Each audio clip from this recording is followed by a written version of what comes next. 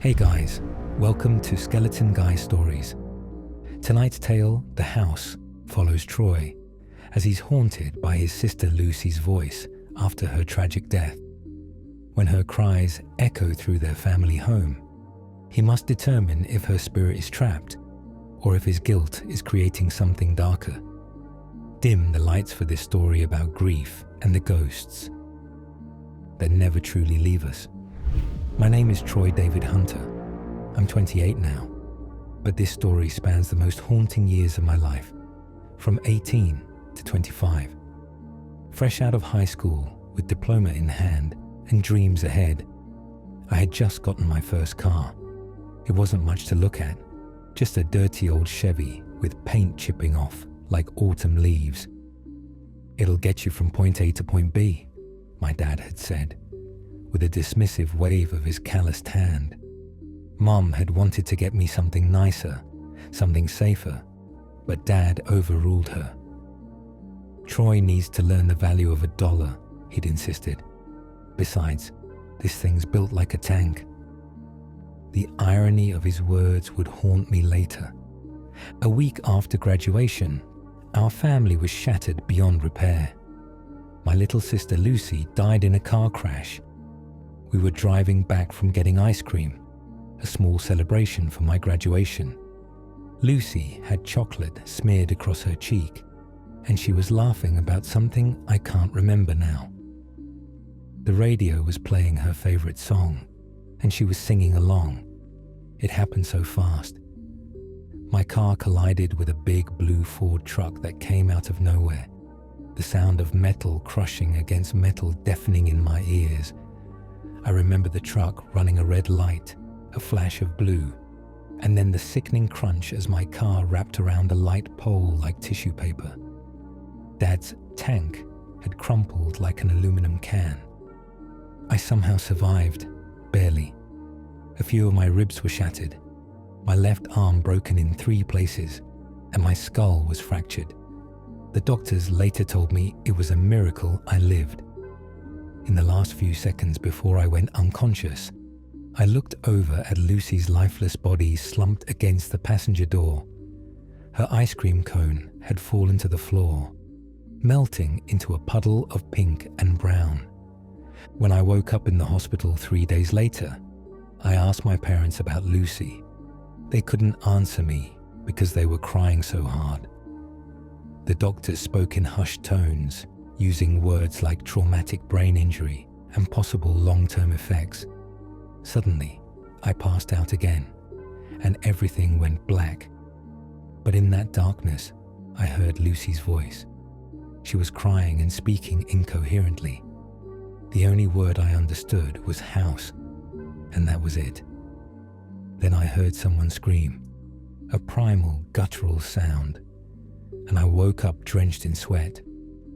At Lucy's funeral, her white casket seemed impossibly small, draped with lilies, her favorite flower. She's in a better place now, an aunt I barely knew whispered. I nodded mechanically, not believing any of it. That's when I heard Lucy's voice again. It wasn't vague or imagined. It was clear and distinct, as if she was standing right beside me. Troy, help me. I'm scared. I whipped my head around but found only concerned faces staring back at me. After the funeral, our house felt different, haunted not by a ghost but by absence. Lucy's room remained untouched, her bed still unmade from the morning of the accident. Every day after that, I kept hearing her voice, crying, whimpering, sometimes screaming desperately. I couldn't sleep. I couldn't move on. And I couldn't escape the sounds of my sister screaming. My grades in community college plummeted. I stopped seeing friends. I spent most of my time in my room, headphones clamped over my ears, playing music at full volume to drown out Lucy's voice. But even that didn't work. Her cries would cut through any noise. Finally, after I'd woken up screaming for the 5th night in a row, my parents decided I should move in with my older brother, Ryan, and his girlfriend Melissa in Indiana. "You need a change of scenery," Mom said gently. "This house, there are too many memories here." I agreed, though not for the reasons they thought. I had to get away from those agonizing cries. Ryan's place was a modest 2-story home on the outskirts of a small town, surrounded by cornfields. The first few nights were blissfully silent. No crying, no screams, no desperate pleas for help. I slept through the night for the first time in months. I enrolled in the local community college, picked up a part-time job at a hardware store, and slowly began to rebuild some semblance of a normal life. But Lucy was never far from my thoughts. On her birthday, I bought a cupcake with pink frosting, her favorite, and sat alone in my room singing "Happy Birthday" in a whisper. On the anniversary of the accident, I drove to a small lake and spent the day skipping stones across the water, something we used to do together. Years passed this way, each a little easier than the last. I graduated with an associate's degree, moved into my own apartment, and even dated a few women. The voice of my sister faded to a distant memory, something I could almost convince myself I'd imagined. Then, the year I turned 25, everything changed again. I received a call from a real estate agent in my hometown. "Mr. Hunter," she said, "I'm calling about your parents' former property on Maple Street. They've listed it for sale, but there's some paperwork that requires your signature as well." I hadn't known my parents had decided to sell the house. The news stirred something in me, a sense of unfinished business. "I'll come down this weekend," I told the agent. "I'd like to see the house one more time." The house looked smaller than I remembered, the once vibrant blue paint now faded and peeling.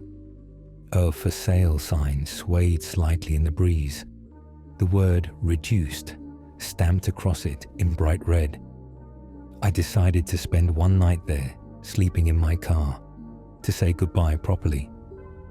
I found the spare key, where we'd always hidden it, and let myself in. The house smelled musty and abandoned.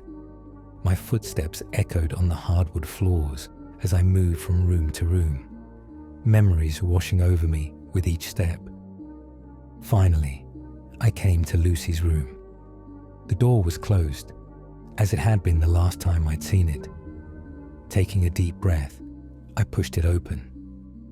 The room was empty now, stripped of everything that had made it Lucy's, but the walls were still the pale lavender she'd chosen when she was 10.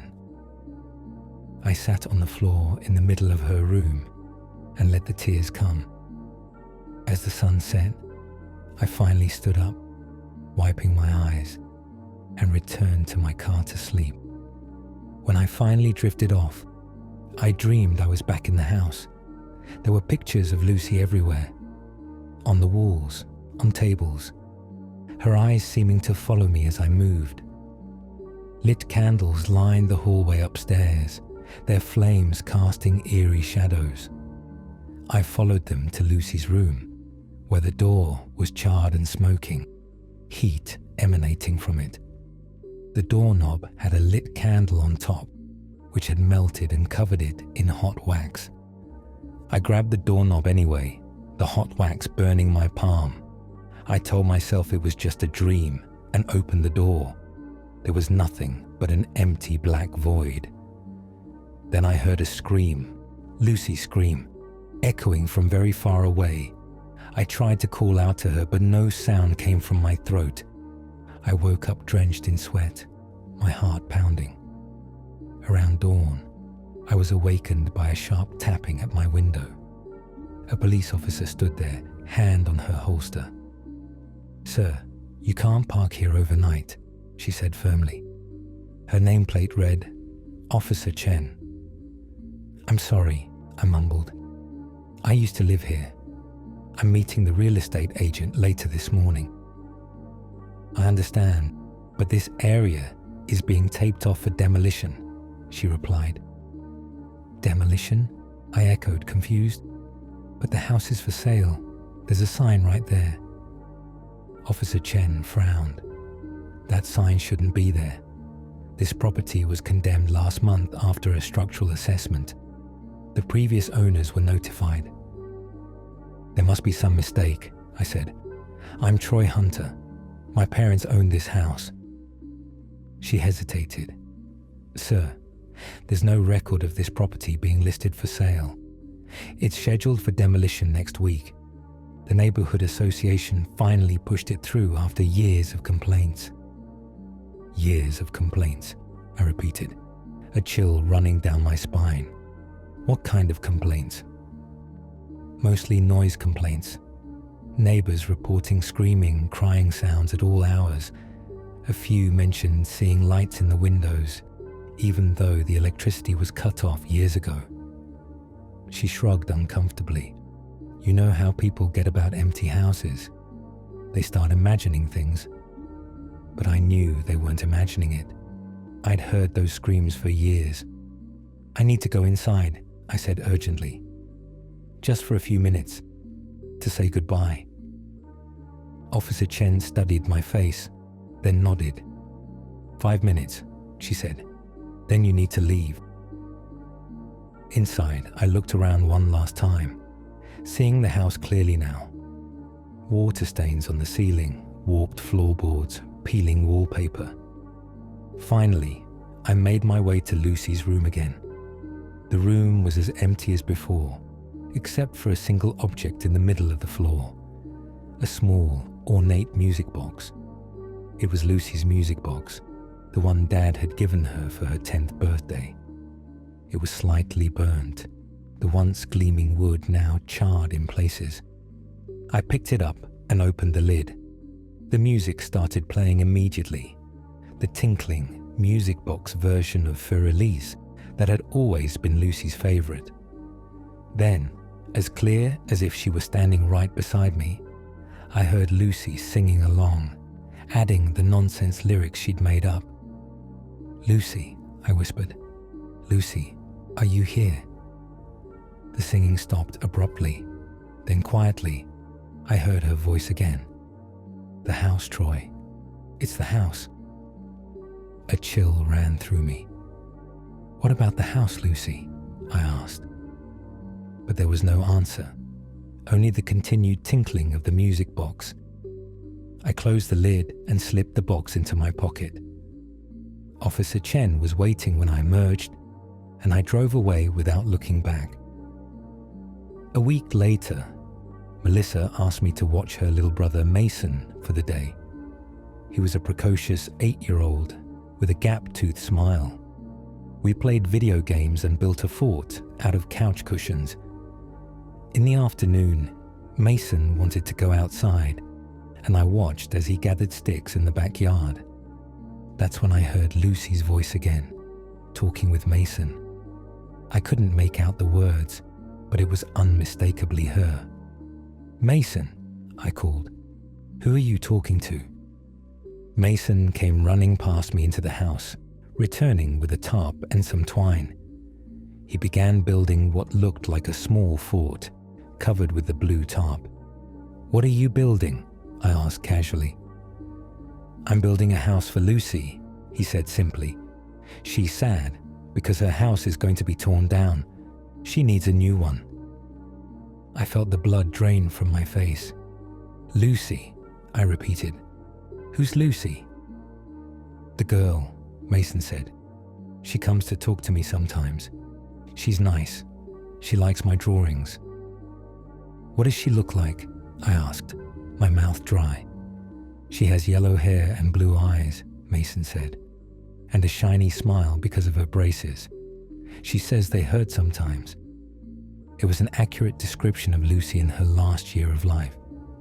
Before I could question Mason further, Melissa and Ryan returned early from their event. When Melissa asked about Mason's project, he proudly said, "A house for Lucy."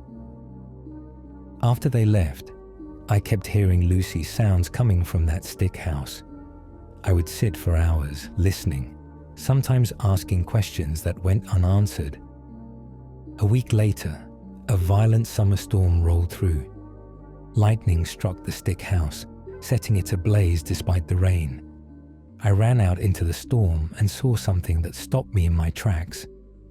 Lucy was there inside the flames, her face contorted in terror.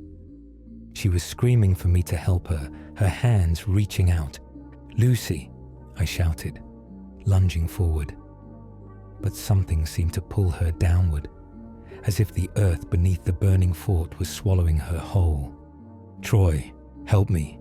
Don't let it take me back," she screamed above the storm. I tried to grab her, my hands passing through the flames without feeling any heat, but she was dragged into the ground with fire blazing around her. "Don't go," I yelled desperately.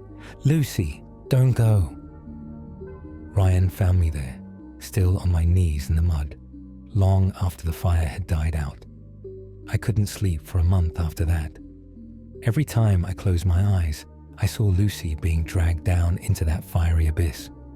Eventually, I called my dad and told him everything.